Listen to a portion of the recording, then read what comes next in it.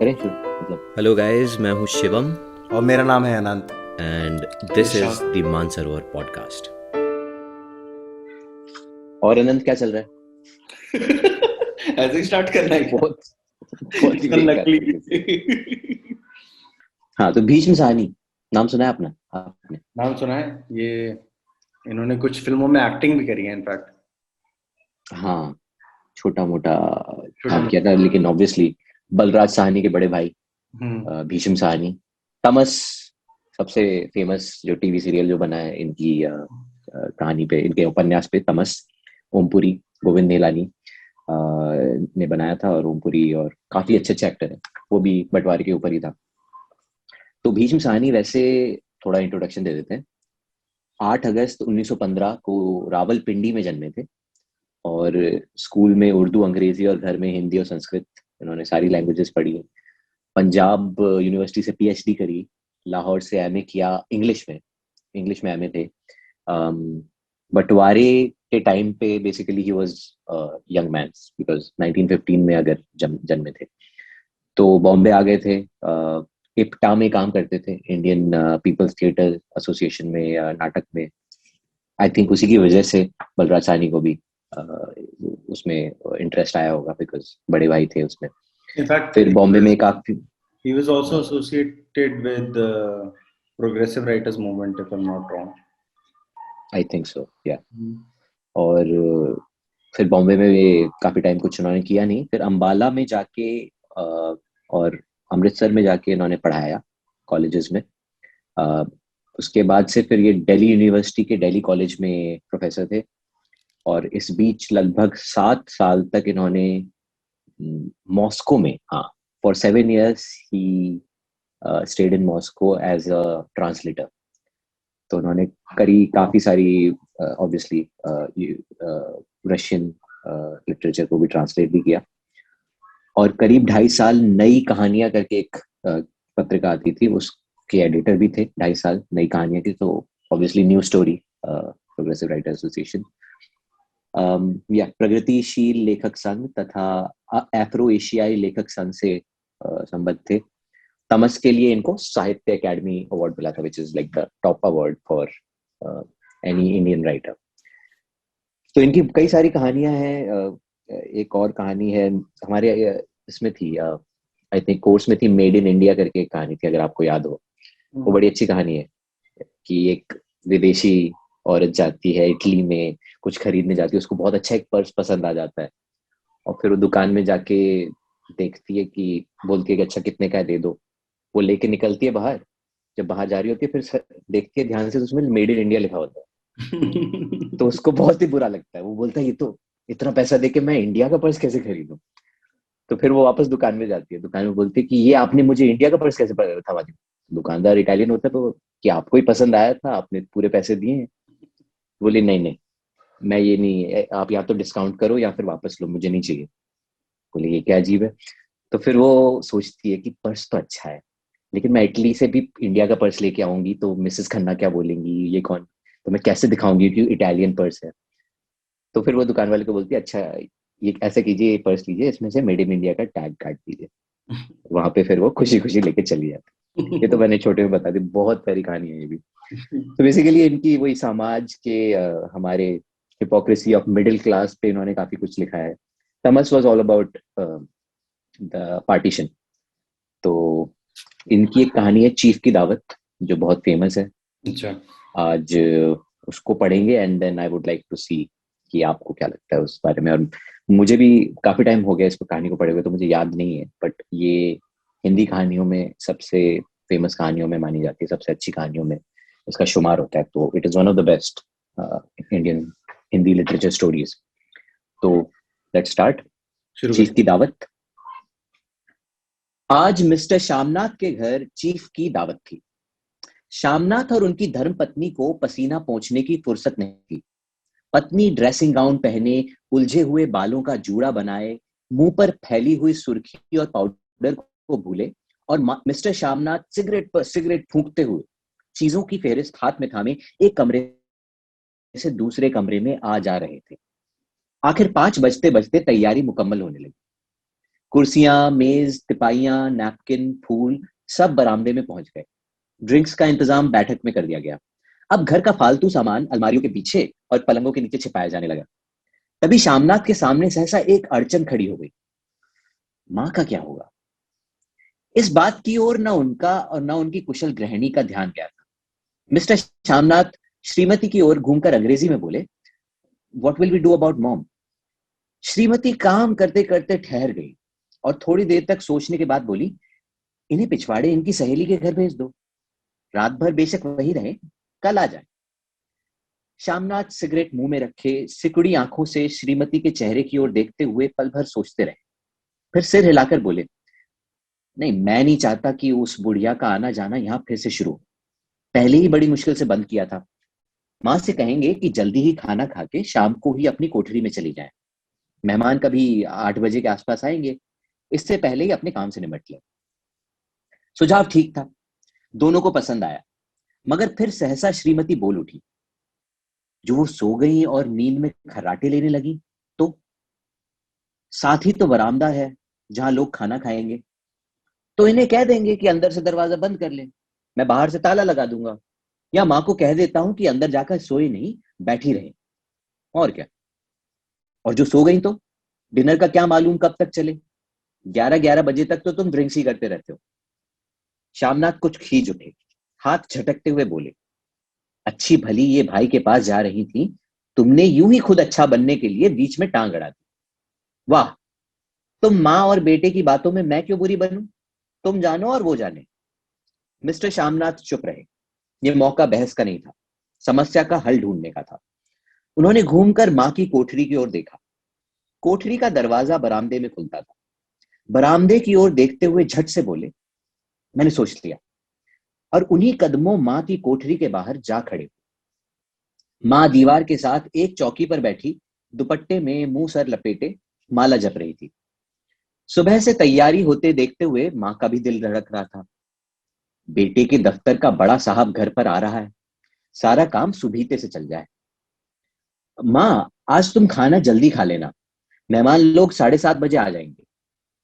मां ने धीरे से मुंह पर से दुपट्टा हटाया और बेटे को देखते हुए कहा, आज मुझे खाना नहीं खाना है बेटा, तुम जानते तो हो, मांस मछली बने तो मैं कुछ नहीं खाती। जैसे भी हो, अपने काम से जल्दी निपट लेना। अच्छा बेटा। और मां, हम लोग पहले बैठक में बैठेंगे, उतनी देर तुम यहाँ बरामदे में बैठना। फिर जब हम यहाँ आ जाएं, तो तुम गुसल खाने के रास्ते बैठक में चली जाना। मां अवाक बेटे का चेहरा देखने लगी, फिर धीरे से बोली, अच्छा बेटा। और मां, आज जल्दी सो नहीं जाना, तुम्हारे खर्राटों की आवाज दूर तक जाती है। मां लज्जित सी आवाज में बोली, क्या करूं बेटा, मेरे बस की बात नहीं है। जब से बीमारी से उठी हूं, नाक से सांस नहीं ले सकती। मिस्टर श्यामनाथ ने इंतजाम तो कर दिया, फिर भी उनकी उधेड़बुन खत्म नहीं हुई। जो चीफ अचानक उधर आ निकला तो 8-10 मेहमान होंगे, देसी अफसर, उनकी स्त्रियां होंगी, कोई भी गुसल खाने की तरफ जा सकता है। क्षोभ और क्रोध में वो फिर झुंझलाने लगे। एक कुर्सी को उठाकर बरामदे के बाहर कोठरी में रखते हुए बोले, आओ मां, इस पर जरा बैठो तो। मां माला संभालती पल्ला ठीक करती उठी और धीरे से कुर्सी पर आकर बैठ गई। यूं नहीं मां, टांगे ऊपर चढ़ाकर नहीं बैठते, ये खाट नहीं है। मां ने टांगे नीचे उतार ली। और खुदा के वास्ते नंगे पांव नहीं घूमना, ना ही वो खड़ाऊं पहनकर सामने आना। किसी दिन तुम्हारी वो खड़ाऊं उठाकर मैं बाहर फेंक दूंगा। मां चुप रही। कपड़े कौन से पहनोगी मां? जो है वही पहनूंगी बेटा, जो कहो पहन लूं। मिस्टर श्यामनाथ सिगरेट मुंह में रखे फिर अधखुली आंखों से मां की ओर देखने लगे और मां के कपड़ों की सोचने लगे। श्यामनाथ हर बात में तरतीब चाहते थे। घर का सब संचालन उनके अपने हाथ में था। खूंटियां कमरों में कहां लगाई जाएं, बिस्तर कहां पर बिछें, किस रंग के पर्दे लगाए जाएं, श्रीमती कौन सी साड़ी पहने, मेज किस साइज की हो। श्यामनाथ को चिंता थी कि अगर चीफ का साक्षात मां से हो गया तो कहीं लज्जित ना होना पड़े। मां को सिर से पांव तक देखते हुए बोले, तुम सफेद कमीज और सफेद सलवार पहन लो मां, पहन के आओ तो जरा देखूं। मां धीरे से उठी और अपनी कोठरी में कपड़े पहनने चली गई। ये मां का झमेला ही रहेगा। उन्होंने फिर अंग्रेजी में अपनी स्त्री से कहा, कोई ढंग की बात हो तो भी कोई कहे, अगर कहीं कोई उल्टी सीधी बात हो गई, चीफ को बुरा लगा, तो सारा मजा चला जाएगा। माँ सफेद कमीज और सफेद सलवार पहनकर बाहर निकली। छोटा सा कद, सफेद कपड़ों में लिपटा, छोटा सा सूखा हुआ शरीर, धुंधली आंखें, केवल सिर के आधे झड़े हुए बाल पल्ले की ओट में छिप रहे थे। पहले से कुछ ही कम कुरूप नजर आ रही थी। चलो ठीक है, कोई चूड़ियां वूड़ियां हो तो वो भी पहन लो। चूड़ियां कहां से लाऊं बेटा, तुम तो जानते हो सब जेवर तुम्हारी पढ़ाई में बिक गए। ये वाक्य श्यामनाथ को तीर की तरह लगा। तिनक कर बोला, ये कौन सा राग छेड़ दिया माँ, सीधा कह दो नहीं है जेवर बस। इससे पढ़ाई वढ़ाई का क्या ताल्लुक है? जो जेवर बिका तो कुछ बनकर ही आया ना, मेरा लडूरा तो नहीं लौटाया। जितना दिया था उससे दुगना ले लेना। मेरी जीभ जल जाए बेटा, तुमसे जेवर लूंगी, मेरे मुंह से यूं ही निकल गया। जो होते तो लाख बार पहनती। 5:30 बज चुके थे। अभी मिस्टर श्यामनाथ को खुद भी नहा धोकर तैयार होना था। श्रीमती कब की अपनी कमरे में जा चुकी थी। श्यामनाथ जाते हुए एक बार फिर माँ को हिदायत करते गए, माँ रोज की तरह गुमसुम बन के नहीं बैठी रहना। अगर साहब इधर आ निकले और कोई बात पूछे तो ठीक तरह से बात का जवाब दे देना। मैं न पढ़ी न लिखी बेटा, मैं क्या बात करूंगी। तुम कह देना माँ अनपढ़ है, कुछ जानती समझती नहीं, वो नहीं पूछेगा। 7 बजते बजते माँ का दिल धक धक करने लगा। अगर चीफ सामने आ गया और उसने कुछ पूछा तो वो क्या जवाब देंगी। अंग्रेज को तो दूर से ही देखकर वो घबरा उठती थी। ये तो अमेरिकन है, न मालूम क्या पूछे। मैं क्या कहूंगी। माँ का जी चाहा कि चुपचाप पिछवाड़े विधवा सहेली के घर चली जाए, मगर बेटे के हुक्म को कैसे टाल सकती थी। चुपचाप कुर्सी पर से टांगे लटकाए वहीं बैठी रही। एक कामयाब पार्टी वो है जिसमें ड्रिंक कामयाबी से चल जाए। श्यामनाथ की पार्टी सफलता के शिखर चूमने लगी। वार्तालाप उसी रॉ में बह रहा था जिस रॉ में गिलास भरे जा रहे थे। कहीं कोई रुकावट न थी, कोई अड़चन न थी। साहब को विस्की पसंद आई थी, मेम साहब को पर्दे पसंद आए थे, सोफा कवर का डिजाइन पसंद आया था, कमरे की सजावट पसंद आई थी। इससे बढ़कर क्या चाहिए। साहब तो ड्रिंक के दूसरे दौर में ही चुटकुले और कहानियां कहने लग गए थे। दफ्तर में जितना रौब रखते थे, यहां पर उतने ही दोस्त परवर हो रहे थे। और उनकी स्त्री काला गाउन पहने, गले में सफेद मोतियों का हार, सेंट और पाउडर की महक से ओत-प्रोत, कमरे में बैठी सभी देसी स्त्रियों की आराधना का केंद्र बनी हुई। बात बात पर हंसती, बात बात पर सिर हिलाती। और श्यामनाथ की स्त्री से तो ऐसे बात कर रही थी जैसे उनकी पुरानी सहेली। और इसी रॉ में पीते पिलाते 10:30 बज गए। वक्त गुजरते पता ही नहीं चला। आखिर सब लोग अपने अपने गिलासों में से आखिरी घूंट पीकर खाना खाने के लिए उठे और बैठक से बाहर निकले। आगे आगे श्यामनाथ रास्ता दिखाते हुए, पीछे चीफ और दूसरे मेहमान। बरामदे में पहुंचते ही श्यामनाथ सहसा ठिठक गए। जो दृश्य उन्होंने देखा उससे उनकी टांगे लड़खड़ा गई और क्षण भर में सारा नशा हिरन होने लगा। बरामदे में एन कोठड़ी के बाहर माँ अपनी कुर्सी पर ज्यों की त्यों बैठी थी, मगर दोनों पांव कुर्सी की सीट पर रखे हुए और सिर दाएं से बाएं और बाएं से दाएं झूल रहा था। और मुंह में से लगातार गहरे खर्राटों की आवाजें आ रही। जब सर कुछ देर के लिए टेढ़ा होकर एक तरफ को थम जाता तो खर्राटे और भी गहरे हो जाते। और फिर जब झटके से नींद टूटती तो सिर फिर दाएं से बाएं झूलने लगता। पल्ला सर पर से खिसक आया था और मां के झरे हुए बाल आधे गंजे सर पर अस्त व्यस्त बिखर रहे थे। देखते ही श्यामनाथ क्रुद्ध हो उठे। जी चाहा कि मां को धक्का देकर उठा दे और उन्हें कोठरी में धकेल दे, मगर ऐसा करना संभव नहीं था। चीफ और बाकी मेहमान पास खड़े थे।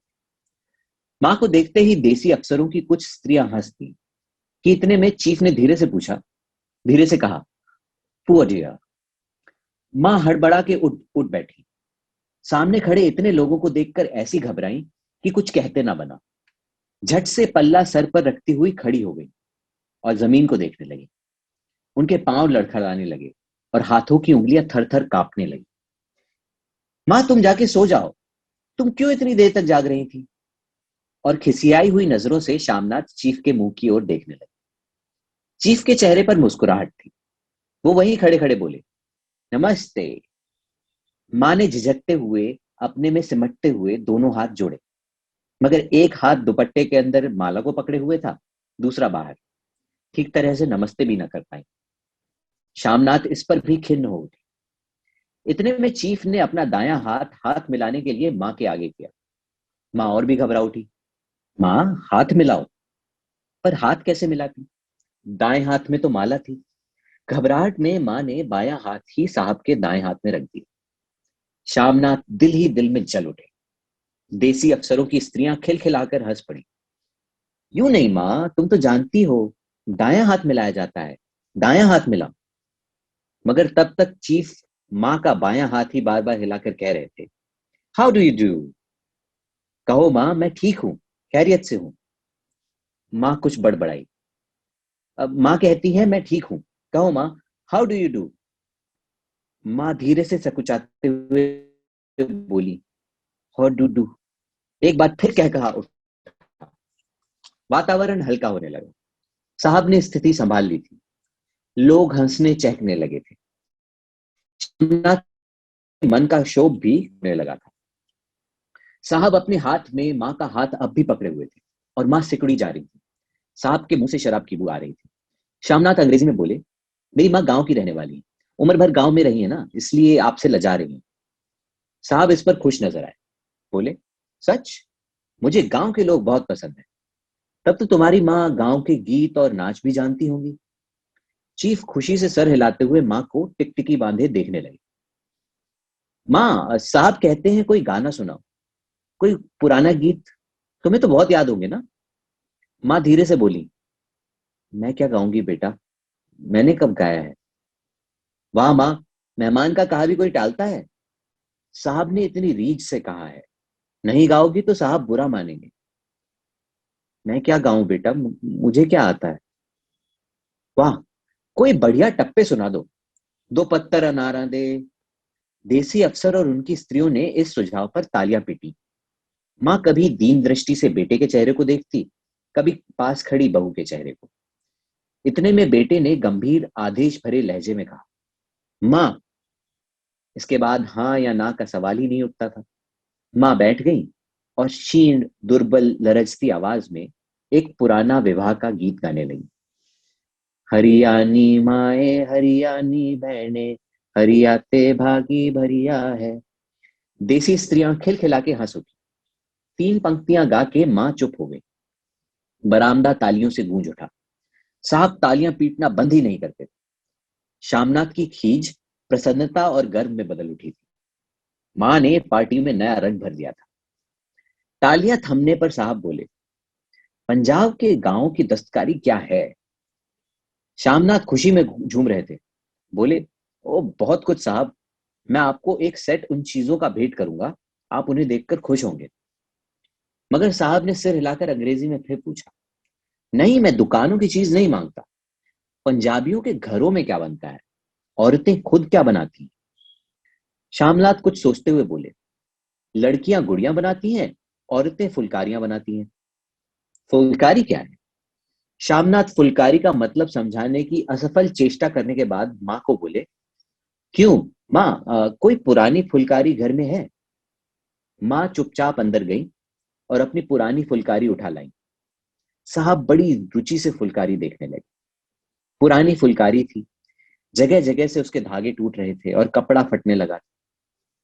साहब की रुचि को देखकर श्यामनाथ बोले, ये फटी हुई है साहब, मैं आपको नई बनवा दूंगा। माँ बना देंगी। क्यों माँ, साहब को फुलकारी बहुत पसंद है, इन्हें ऐसे ही फुलकारी बना दोगी ना। माँ चुप रही, फिर डरते डरते धीरे से बोली, अब मेरी नजर कहाँ है बेटा, बूढ़ी आंखें क्या देखेंगी। मगर माँ का वाक्य बीच में ही तोड़ते हुए श्यामनाथ साहब को बोले, वो जरूर बना देंगी, आप उसे देखकर बहुत खुश होंगे। साहब ने सर हिलाया, धन्यवाद किया और हल्के हल्के झूमते हुए खाने की मेज की ओर बढ़ गए। बाकी मेहमान भी उनके पीछे पीछे हो लिए। जब मेहमान बैठ गए और माँ पर से सबकी आंखें हट गई, तो माँ धीरे से कुर्सी पर से उठी और सबसे नजरें बचाती हुई अपनी कोठरी में चली गई। मगर कोठरी में बैठने की देर थी कि आंखों से छल छल आंसू बहने लगे। वो दुपट्टे से बार बार उन्हें पहुंचती, पर वो बार बार उमड़ आते, जैसे बरसों का बांध तोड़कर उमड़ आए हों। माँ ने बहुतेरा दिल को समझाया, हाथ जोड़े, भगवान का नाम लिया, बेटे के चिरायु होने की प्रार्थना की, बार बार आंखें बंद की, मगर आंसू बरसात के पानी की तरह जैसे थमने में ही ना आते थे। आधी रात का वक्त होगा, मेहमान खाना खाकर एक एक करके जा चुके थे। माँ दीवार से सटकर बैठी आंखें फाड़े दीवार को देखे जा रही थी। घर के वातावरण में तनाव ढीला पड़ चुका था। मोहल्ले की निस्तब्धता शामनाथ के घर पर भी छा चुकी थी। केवल रसोई में प्लेटों के खनकने की आवाज आ रही। तभी सहसा माँ की कोठरी का दरवाजा जोर से खटकने लगा। माँ, दरवाजा खोलो। माँ का दिल बैठ गया, हड़बड़ाकर उठ बैठी। क्या मुझसे फिर कोई भूल हो गई? माँ कितनी देर से अपने आप को कोस रही थी कि क्यों उसे नींद आ गई, क्यों वो ऊँघने लगी। क्या बेटे ने अभी तक क्षमा नहीं किया? माँ उठी और कांपते हाथों से दरवाजा खोल दिया। दरवाजा खोलते ही शामनाथ झूमते हुए आगे बढ़ाए और माँ को आलिंगन में भर लिया। ओ अम्मी, तुमने तो आज रंग ला दिया। साहब तुमसे इतना खुश हुए कि क्या कहूँ मम्मी, ओ मम्मी। माँ की छोटी सी काया सिमट कर बेटे के आलिंगन में छिप गई। माँ की आंखों में फिर आंसू आ गए। उन्हें पोंछते हुए धीरे से बोली, बेटा तुम मुझे हरिद्वार भेज दो, मैं कब से कह रही हूँ। शामनाथ का झूमना सहसा बंद हो गया और उनकी पेशानी पर फिर तनाव के बल पड़ने लगे। उनकी बाहें माँ के शरीर पर से हट आई। क्या कहा माँ? ये कौन सा राग तुमने फिर छेड़ दिया? शामनाथ का क्रोध बढ़ने लगा। बोलते गए, तुम मुझे बदनाम करना चाहती हो कि ताकि दुनिया कहे कि बेटा माँ को अपने पास नहीं रख सकता। नहीं बेटा, अब तुम अपनी बहू के साथ जैसा चाहे मन रहो। मैंने अपना खा पहन लिया, अब यहाँ क्या करूंगी? जो थोड़े दिन जिंदगी के बाकी हैं, भगवान का नाम लूंगी। तुम मुझे हरिद्वार भेज दो। तुम चली जाओगी तो फुलकारी कौन बनाएगा? साहब से तुम्हारे सामने ही फुलकारी देने का इकरार किया है। मेरी आंखें अब नहीं है बेटा जो फुलकारी बना सकूं। तुम कहीं और से बनवा लो, बनी बनाई ले लो। माँ, तुम मुझे धोखा देके यूं चली जाओगी? मेरा बनता काम बिगाड़ोगी? जानती नहीं, साहब खुश होगा। साहब खुश होगा तो मुझे तरक्की मिलेगी। माँ चुप हो गई, फिर बेटे की मुंह की ओर देखते हुए बोली, क्या तेरी तरक्की होगी? क्या साहब तेरी तरक्की कर देगा? क्या उसने कुछ कहा है? कहा नहीं, मगर देखती नहीं कितना खुश हो गया।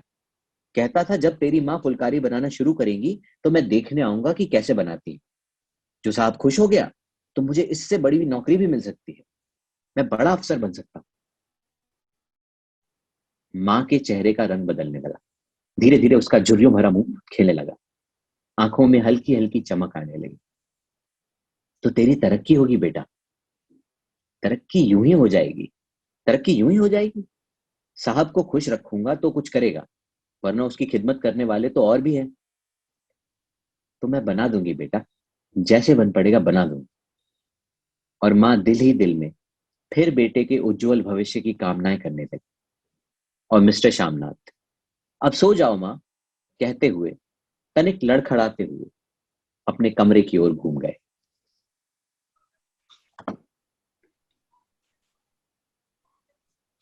रिएक्शंस?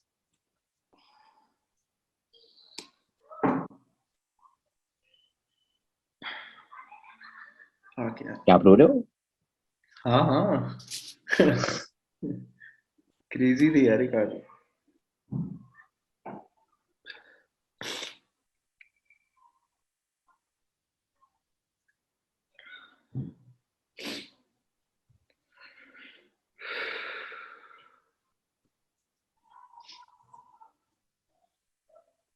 बहुत ज्यादा ही कर दिया यार, कुछ हैवी कर दिया।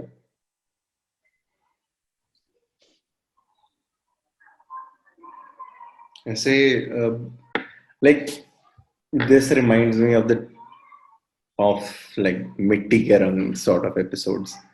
मतलब उसमें ऐसे ही तो होता था कि सब कुछ ही खराब होता है, तो something like that. So I think Doordarshan was heavily inspired by such work.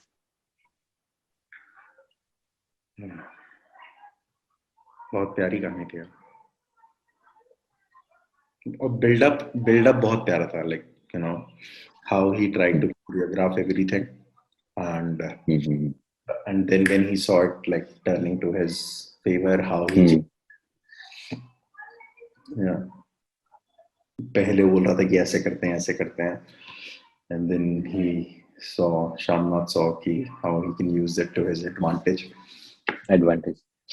and then he changed, and how like माँ हमेशा बच्चे के लिए ही देखती है, तो even like in throughout this she was like वो worried थी माँ की कुछ गलती तो नहीं हो गई, and then you know बच्चे की तरक्की को ही देखते हैं जब when she saw कि उसका बच्चा तरक्की करेगा, and she's like I'll work on it even though she can't like physically improve because of her eyes.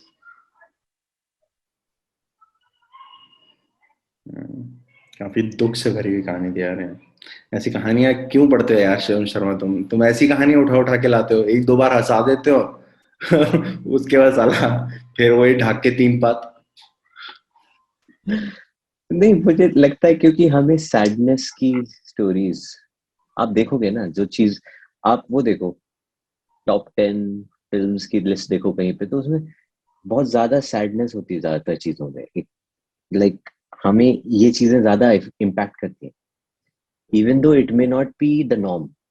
अभी चीफ की दावत वाला शामनाथ, आई डोंट नो कि आज की दुनिया में ऐसे कितने, बट हैं, ऑब्वियसली हैं, ऐसे लोग अभी भी हैं और होंगे ही होंगे। लेकिन if you make a feel good movie about something else, it will not be the movie that will impact you, because आपको इमोशनली मूव यही चीज करती है जो किसी और का दुख, जिससे आप रिलेट कर पाओ। तो कहानियां चाहे जो भी हो, जैसी भी हो, सैड वाली कहानी तो हमेशा रहेगी और हमेशा ही आपको ज्यादा इम्पैक्ट करेगी, क्योंकि आप रोना चाहता है आदमी। आदमी के अपने अपने रीजन है रोने के।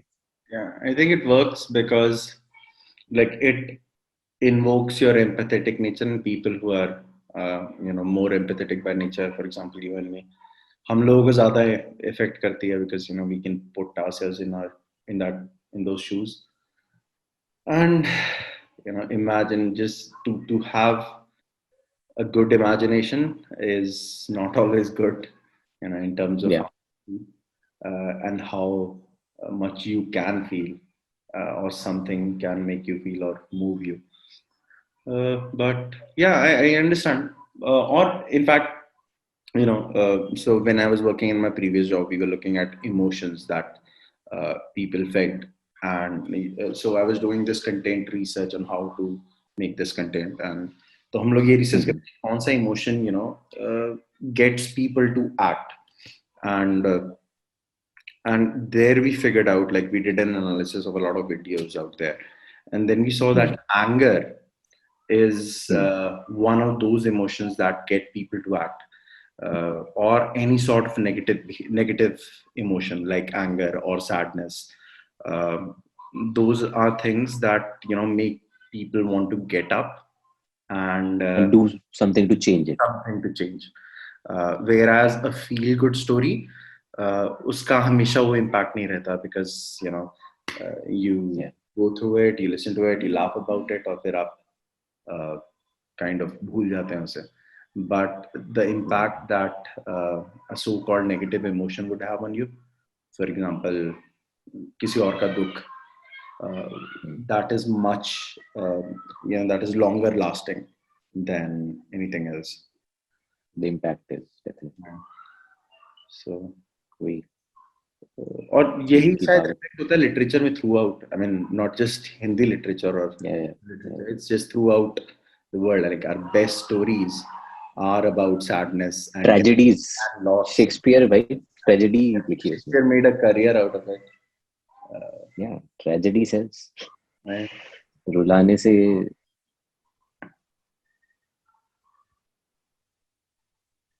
एंड इवन दो ये अब तो मुझे लगता ठीक है, एक तरीके से आप ये कहानी को ऐसे भी इंटरप्रेट कर सकते हो कि बहुत ही वन डायमेंशनल कैरेक्टर है। यू नो कि शामनाथ कैसा आदमी है, यू नो कि माँ अच्छी है बहुत, and like it is sort of caricaturish. अगर आज अगर ऐसी मूवी एकदम सेम टू सेम बना दोगे तो दे वुड बी लाइक कि इसमें नुआंस तो है नहीं, ऐसा थोड़ी होता है हर कोई एकदम ऐसा नहीं हो सकता, but that doesn't mean it's not true, that doesn't mean कि ऐसा नहीं होता है, ऐसा भी होता है, और ऐसा अभी भी होता है, और ऐसा हुआ है. People are like that, some people are just like the same way. And basically जो प्लाइट और इसमें जो ट्रेजेडी दिखाई है, it's like a very, it's not like किसी का मर्डर हुआ या फिर कोई मतलब किसी को वो किया गया है, ऐसा कुछ. Such a untold tragedy in that way, कि अन हिडन ट्रेजेडी घर के अंदर. जैसे जैसे स्टार्टिंग में एक एक करके पार्टी के टाइम पे जैसे तैयारी में सामान छुपाया जा रहा है, और फिर लाइन आती है लेकिन माँ का क्या करे. मतलब how she is like an object of obstruction.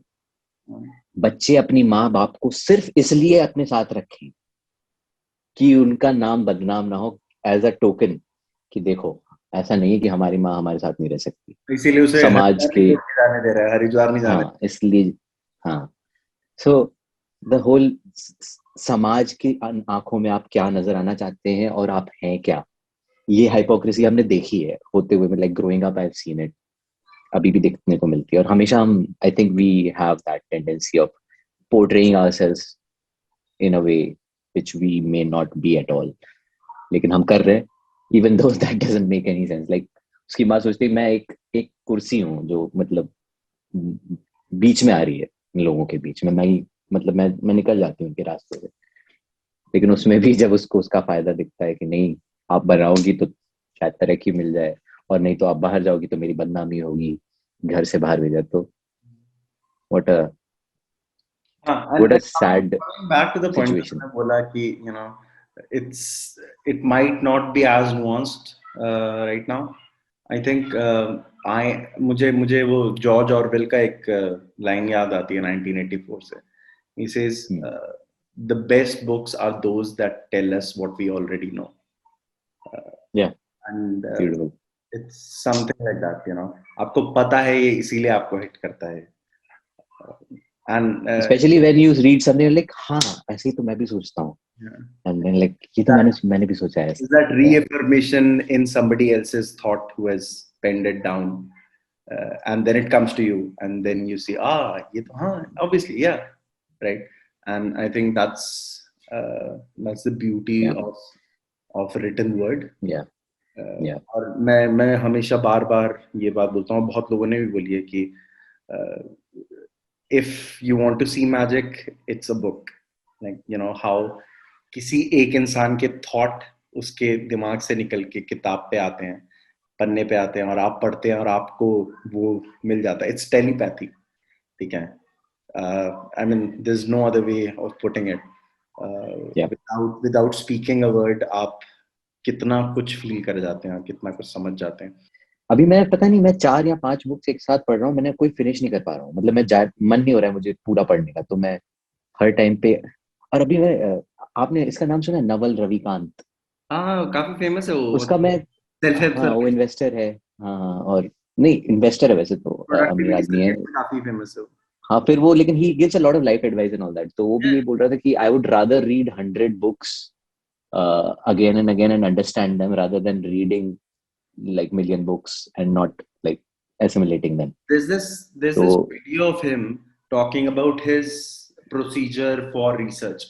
तो उसमें बोलता है जैसे मेरे को कोई टॉपिक मिलता है और उससे कुछ 5 टॉपिक मिलते हैं, तो simultaneously मैं 5 टैब ओपन कर देता हूँ, and उससे फिर होता रहता है, like suddenly I have 100 tabs and 100 things to read, and that is how I acquire like a topic in its entirety. But ऐसा तो मैं भी करता हूँ, मुझे लगता है. नहीं, but then you pursue it to the end, like all the topics, हाँ. Yeah, नहीं, but like he also said कि like I don't finish books anymore. Like I would read books, and I would, like if I come to something like something that hits me, I would like take a break and try to assimilate that thing that hits me, rather than going ahead and trying to finish it. So finishing is not the aim anymore. The aim is to read to understand, read to assimilate, not read to finish and as a vanity metric की तरह की मैंने इस साल में 24 book पढ़ ली है, आज मुझे 50 बुक पढ़नी है. वो एक अलग रेस जो चल रही है, वो हो ही जाती है. सोशल मीडिया ने हर किसी को गेमिफाई कर दिया ना हर चीज को, हर एक्टिविटी आपकी एक नंबर से एसोसिएट कर दिया. तो हम कई बार सिर्फ चीजें वो उस लिए नहीं कर रहे, हमारा पर्पस शायद चेंज हो जाता है कई बार। तो I really like that thought कि rather than treating it as a competitive sport और ऑफ एनी काइंड, पढ़ें ताकि हम समझें और एसिमुलेट करें, नॉट कि ये कोई रेस है किसी चीज की। आई थिंक यार पता है उस टाइप से क्या होता है। Personally it doesn't work for me that way, because अगर मैं किसी चीज को एंजॉय मतलब बहुत ज्यादा अंदर घुस के पढ़ना शुरू कर दूं, I know I would not get past 2 pages, like if I don't set a deadline for me and a goal for me, मैं वही सेम चीज पढ़ता रहूंगा यार बार बार। And it's good in certain books, लेकिन आई डोंट थिंक कि मैंने वो किताबें पढ़ी हैं इतनी ज्यादा जिन्हें मैं बार बार पढ़ते रहूं। I would not fully agree to it. Rather than that, I have this very achievable, very practical way of reading, which is I set 15 minutes in the evening and 15 minutes in the morning to read. And I think half an hour of reading is great if you can achieve that. If you can achieve more than that, that's also good. Thanks to my joblessness, I achieve more than that every day. I like, with the kind of schedule that I have, मेरे को आधा घंटा ही मिलता है। So 15 minute सुबह किसी तरह से चुराता हूँ मैं, then in the night I just before going to bed मैं 15 मिनट पढ़ता हूँ अच्छे से टाइमर लगा के, and that's how I get past books. कई बार लेकिन ऐसे टाइमर लगा के कैसे पढ़ पाते हो 15 मिनट, उसके बाद ओह शिट बंद करना पड़ेगा किताब, ऐसे नहीं आप फिर सो जाते हो वैसे टाइम के साथ? तो मैं बताता हूँ क्या होता है। तो बेसिकली इट्स लाइक वो जेम्स क्लियर बात करता है ना एटॉमिक हैबिट में, इट्स लाइक हैबिट स्टैकिंग। मेरे को नींद अच्छी आती है, लाइक आई नो 15 मिनट अगर मैंने किताब बंद कर लिया मैं सोऊंगा, like and that getting ready for the next. It's like your cue. हाँ, वो क्यू है आपका, इसमें क्यू, ठीक है। किताब जो लोग नहीं जानते हम किस बारे में बात कर रहे हैं, वो एक एटॉमिक हैबिट्स जेम्स क्लियर की काफी फेमस बुक है, उसी में ये हैबिट स्टैकिंग और ये सब के क्यूज और वो सब के बारे में बात है। प्लीज डू रीड, अच्छी बुक है, मैंने भी पढ़ी है अभी, काफी अच्छी। आपने तो पहले पढ़ी थी काफी? 2019 में पढ़ी थी, जब से मैं ये अच्छी हैबिट्स सारी अच्छी हैबिट्स करनी, एक भी बुरी हैबिट है ही नहीं। इंसान बनना है। अच्छा बुरा तो अपना अपना है। क्या करना अच्छा है क्या बुरा है, वी नो, बट या तो हाँ, तो यार ऐसा है। और मतलब आई थिंक 15 मिनट तो हर कोई निकाल सकता है, there is no excuse whatsoever कि 15 मिनट आप नहीं निकाल रहे हो, पढ़ नहीं रहे। आई वुड से कि ना पढ़ने से अच्छा है कि मैं वो 15 मिनट ही पढ़ रहा हूँ, वो भी बहुत बड़ी। What do you think about audio books? I love audiobooks, man. I work in तो उसमें तो एक्चुअली यू कैन हाँ, यू ऑब्वियसली आपका तो काम है, बट लेकिन अगर कोई मतलब काम करते करते सुन सकता है किताबें, तो मतलब why not do it? I think अच्छा चीज है। मैं काम करते भी नहीं सुन सकता, so I have figured out I can listen to audio books. And ये मैंने फिगर आउट किया कि मैं fiction I like to read and non-fiction I like to hear at 1.5x speed. अच्छा, हाँ। मैं ऑडियो बुक्स जो पढ़ता हूँ, ऑडियो बुक्स जो सुनता हूँ, मैं वो सिर्फ non-fiction, and I try to couple it with another thing like running or walking in the morning. सही. So that way I find time. Or while I'm doing chores, like I'm getting ready to take a bath, और मैं कपड़े धो रहा हूँ सुबह bathroom में बैठा हुआ, तो I'll listen to an audio book. हम जो कर रहे हैं तो ऑडियो बुक ही तो कर रहे हैं। ये पॉडकास्ट क्या है? ये कहानी है, ऑडियो कहानी। अगर किसी को हमारे थोबड़े नहीं देखने तो ऑडियो में सुन लो। हाँ, सिर्फ ऑडियो में सुन लो। बाकी वैसे I think we will read more of Bhisham Sahni. हाँ बिल्कुल। आज हम काफी डाइग्रेस कर गए, पता नहीं कहाँ की बातें करने लगे। कहानी से हम आगे चले गए, हम कहानियों के ऊपर चले गए। हम maybe क्यों होती हैं ऐसी? Try to include like the books we've talked about in the description, वो डालिए। मेरे ख्याल से इस पॉडकास्ट का एक ये भी एम होना चाहिए कि हिंदी इंग्लिश किसी भी प्रकार का लिटरेचर, इनफैक्ट किताबों के बारे में बात करते हैं हम, और किताबें फिल्में जो भी हम बात करें वो लिंक शेयर कर देंगे ताकि ज्यादा से ज्यादा लोग तक पहुंच पाए। मतलब just maybe include a novel Ravikant video or something. हाँ, I will add the link to his I think Joe Rogan वाला मैंने अभी सुना, which was good in most ways, very अच्छा लगा मुझे काफी। सुन के his point of views about life and everything. बाकी he talks in like epigrams. हर दूसरी बात कोई कोटेशन निकल रही है, तो कई बार you don't know कि if this guy is just genuinely that or he just learnt a lot of smart things to say. So but as long as it's a good thing that you are learning, it doesn't matter who's telling it to you. Or maybe it does for some people. But honestly, I feel कि you should read as much as you can, but do read. Reading is important. चाहे आप 15 minute लगो, चाहे 1 घंटा पढ़ो, या जैसे भी हो, प्लीज. नहीं तो कुछ नहीं करो तो हमारी पॉडकास्ट सुन लो. ऐसे हमारे जैसे और भी पॉडकास्ट हैं. हम भी किताबों की बात कर रहे हैं यार, और भी पॉडकास्ट है. इनफैक्ट मेरा भाई ये बात बोलता था, like he was such an avid reader while growing up, especially when he was applying for his masters in the US. तो वो उसने अपने उसमें लिखा था, लाइक SOP में लिखा था, like he's so fond of reading कि उसे मूंगफली का वो जो लिफाफा मिलता है ना, उसे खोल के पढ़ लेता था वो. ठीक है, मतलब मूंगफली खाता था, खोलता था, फिर वो पढ़ता था अखबार में क्या लिखा हुआ है, वो भी पढ़ लेता था. So I think उस लेवल का ऑब्सेशन होना चाहिए, और ऑब्सेशन नहीं तो मतलब इट्स जस्ट स्टार्टिंग पॉइंट, आप हो जाएगा करते करते. Because I have taken up reading in a major way in last like कुछ मतलब 7 मतलब मे बी 1 साल, last 1 year. Before that मेरा रीडिंग बहुत कम हो गया था.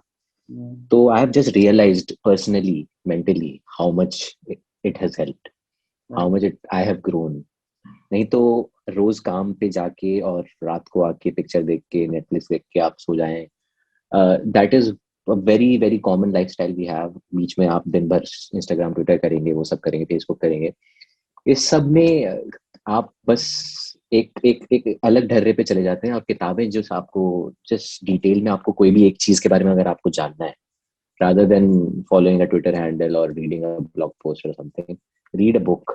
Read a book about that topic. Read a book about, and read any other book than Harry Potter also sometimes. But मतलब किताबें जहाँ जो आपको, एक किताब आपको ले जा सकती है इतनी जगहों पर और आपके दिमाग को हेल्प कर सकती है. You can't, like there is no other medium of information that will get you there. तो आज फिर यहीं पर खत्म करते हैं. और अगर आपको इस डिस्कशन का पार्ट बनना है, हम भी चाह रहे हैं कि कोई ना कोई नया आए हर एपिसोड में. और यू नो हम 2 लोगों के शायद थॉट्स काफी मिलते हैं और हम एक जैसी बातें करते हैं, इसलिए अगर कोई अलग थॉट प्रोसेस का इंसान आता है तो आई थिंक वो ज्यादा कोलैबोरेटिव और ज्यादा इंटरेस्टिंग होगा हमारे लिए भी. और it's always good to hear another voice, so just reach out to us. आप गूगल करिए, हम मिल जाएंगे. बहुत आसान है हमसे संपर्क में आना. और अगर आप कोई इस कहानी का सजेशन भेजना चाहते हैं तो कहानी का सजेशन भेजिए, हम वो कहानी भी पढ़ेंगे. बाकी हम भी बहुत हैंडसम थे वैसे हैं. बलराज वाली फोटो देखी है, उसमें तो नहीं थे इतने हैंडसम, लेकिन ठीक. अच्छा, बूढ़े में थोड़े, हाँ, लेकिन ऑब्वियसली बूढ़े में कहा. बलराज साहनी भी अपने गजब दिखते थे यार. बलराज साहनी तो, अरे by the way, Balraj Sahni ने भी कुछ पोएम्स लिखी है. मैं पढ़ के सुनाऊंगा एक दिन. बड़ी अच्छी पोएम है. कविता का करते हैं कुछ, किसी पोएट को उठा लेते हैं, हाँ, पोइट्री पढ़ते हैं लंबा. कबीर उठा लेते हैं. हाँ, ठीक है, एंड डिस्कस करें, उसमें तो बहुत कुछ निकलेगा. कबीर मार्क करते हैं. चलो, ऐसे पोएट करते हैं, ऐसे सेशंस. ठीक है, चलो ठीक है, तो काट लेना जैसा. ऑलराइट, टाटा. मिलते हैं जल्दी. बाय. बाय.